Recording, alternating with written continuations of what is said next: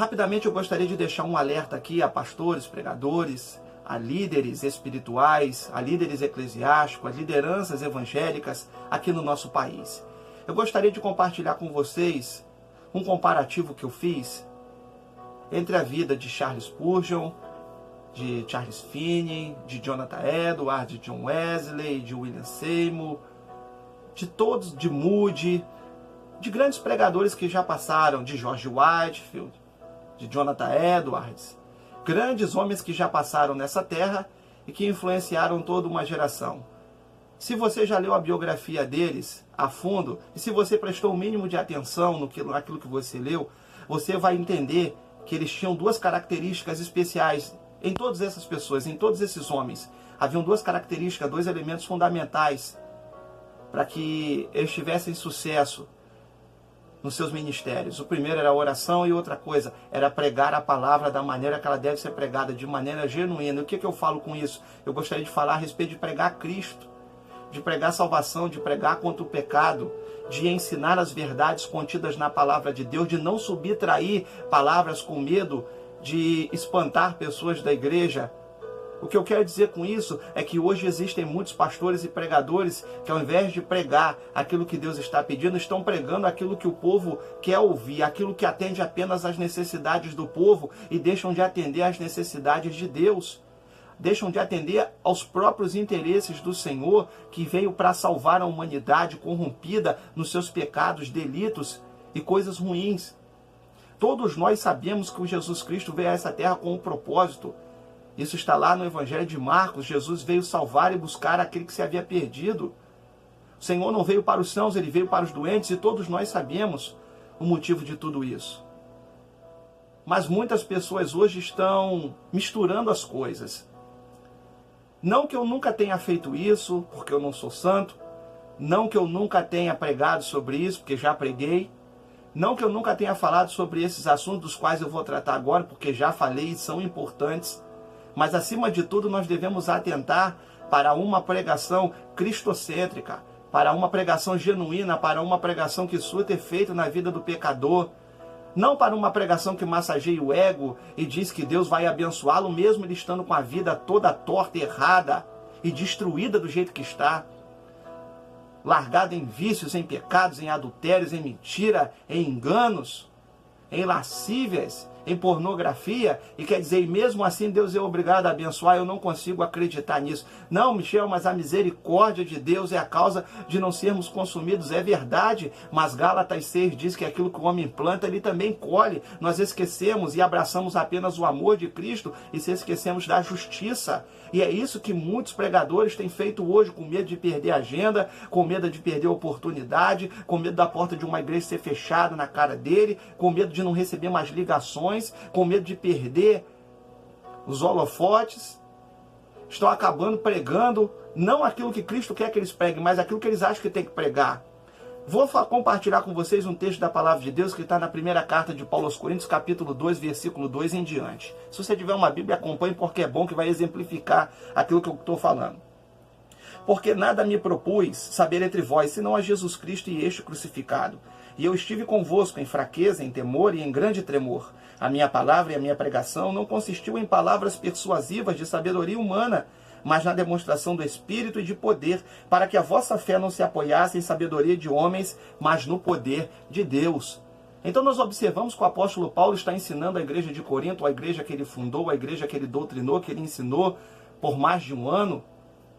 E Paulo está dizendo às pessoas que tinham aspirações naquele momento, alertando a igreja que as palavras dele não eram palavras baseadas em filosofias humanas, não eram palavras baseadas em ensinamentos de homens, não eram palavras que satisfaziam apenas a vida material e humana aqui na terra. Porque o próprio Paulo falou que se nós cremos em Cristo apenas para essa vida, somos os mais miseráveis dos homens. E tem muito pregador, cantor, pastor, pregando como se Cristo não fosse voltar para buscar a sua igreja, pregando uma vida próspera aqui na terra, que é bíblico, que eu também já preguei e prego sobre isso, pregando sobre saúde, e é bíblico, porque a Bíblia diz que o Senhor levou sobre si as nossas dores e enfermidades, o castigo que nos traz a paz estava sobre ele, e pelas suas pisaduras nós fomos sarados. A própria Bíblia diz que a unção com óleo e a oração do presbítero curará o enfermo, e se ele tiver pecado, serão perdoados. A própria Bíblia ensina isso sobre cura. O Senhor Jesus falou: em meu nome expulsarão demônios, curarão enfermos, falarão novas línguas, e por aí vai. O que eu quero dizer é que nós não devemos tratar como prioridade a vida material aqui na terra, ou ensinar apenas isso ao povo. E o que tem de pregador, cantor, pastor, liderança evangélica, tratando o povo como se não houvesse céu e que a vida fosse se perpetuar aqui na terra, não está no gibi, meus irmãos. Virou uma baderna, virou uma bagunça.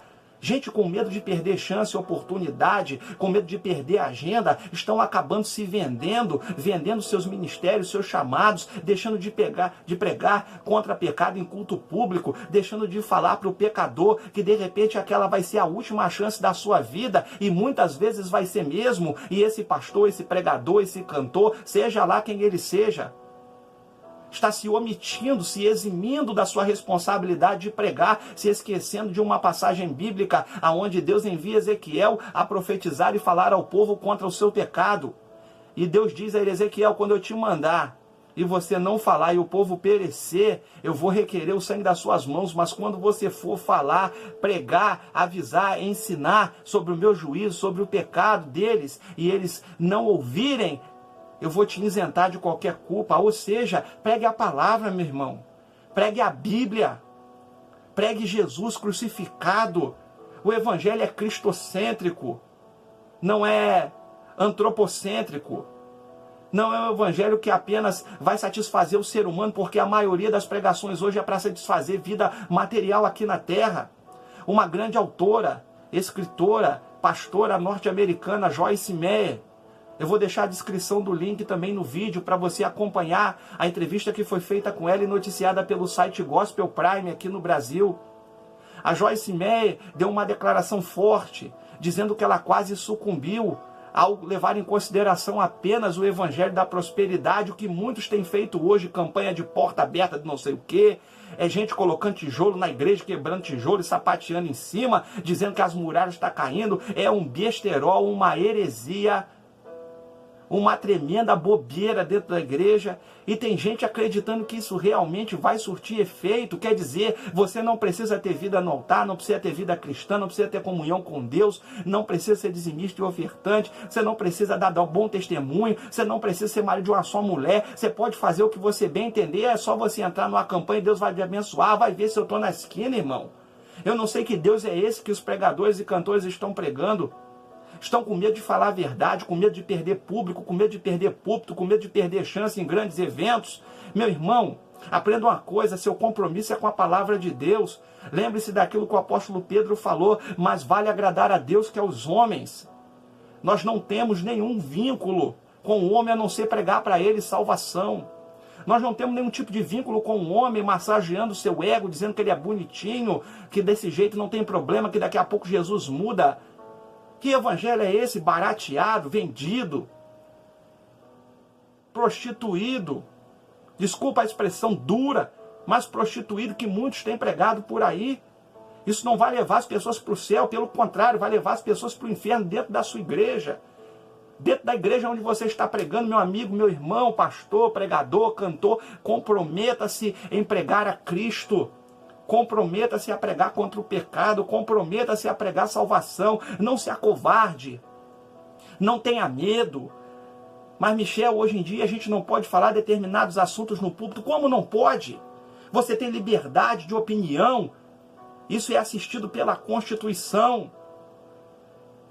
Você tem liberdade de expressão, que você não pode ofender, mas falar contra o pecado você pode e deve. Outro dia, numa igreja norte-americana, um pastor colocou uma faixa dizendo que homossexualismo era pecado.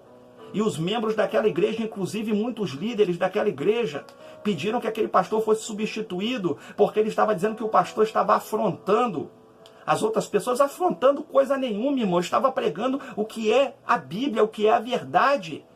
Mas, pastor Michel, Deus ama o pecador. Sim, mas ele abomina o pecado. Mas calma aí, não pode ser bem assim. O que eu estou falando é a verdade. Eu sei que é duro, eu sei que é difícil, mas você está em pecado vivendo dessa forma, vivendo dessa maneira. Altere os seus motivos para pregar a palavra de Deus.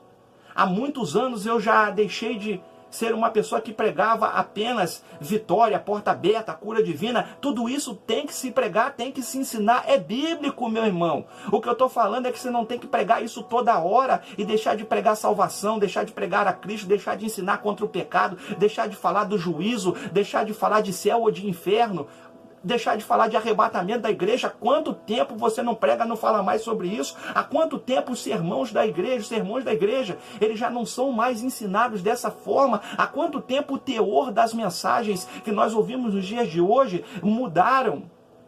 Nesse link que eu vou deixar aqui embaixo, que é a comprovação desse estudo que foi feito na América, boa parte das pessoas eram motivadas a estar na igreja por saúde, por prosperidade, ou seja, motivações erradas. Nós temos que estar na igreja pela conscientização dos nossos pecados, dos nossos erros, das nossas falhas, da nossa condição pecaminosa, e que se continuarmos assim, iremos ao inferno e não teremos outra oportunidade de ter a nossa salvação. Essa tem que ser a maior motivação de você pregar para um pecador, é libertá-lo do inferno, das garras do diabo. É por isso que o Senhor Jesus falou: buscai primeiro o reino de Deus e a sua justiça, e as demais coisas vos serão acrescentadas. Pegue como exemplo esses grandes homens que eu citei: Moody, Charles Finney, T.D. Jakes, Oral Roberts, Pat Robertson, Billy Graham, que foi o último grande evangelista que houve, Jonathan Edwards, Charles Finney, Charles Spurgeon, John Wesley, George Whitefield e tantos outros. E compare a vida deles e a mensagem que eles pregavam com as mensagens que são pregadas hoje. Lembre-se do sermão de Jonathan Edwards: pecadores na mão de um Deus irado. Toda vez que você tentar se acovardar diante de uma igreja cheia com medo de pregar, lembre desse sermão. Quando Jonathan Edwards pregou esse sermão, pecadores na mão de um Deus irado, as pessoas eram tão convencidas dos seus pecados que entravam embaixo do banco com medo de ir para o inferno. E outras, a história conta, um dos biógrafos dele conta, que as pessoas batiam a cabeça nas pilastras da igreja com medo do fogo do inferno. Deus abençoe você, Deus abençoe sua vida. Tome isso como uma crítica construtiva, como algo que vai te ajudar a crescer na sua vida e melhorar a sua vida e seu ministério com Deus. Deus abençoe você, Deus abençoe sua vida. Se você gostou ou não gostou, deixe sua crítica, sugestão. Somos democráticos, não sou dono da verdade, mas estou buscando ensiná-la a todos aqueles que nos acompanham no nosso canal. Se você gostou, se inscreva no nosso canal. Também acesse a nossa página no Facebook, facebook.com/Michel Alvarenga Oficial. Lá tem mais vídeos, estudos e tantas outras coisas e assuntos relacionados à liderança cristã e a palavra de Deus. Deus abençoe você, Deus abençoe sua vida.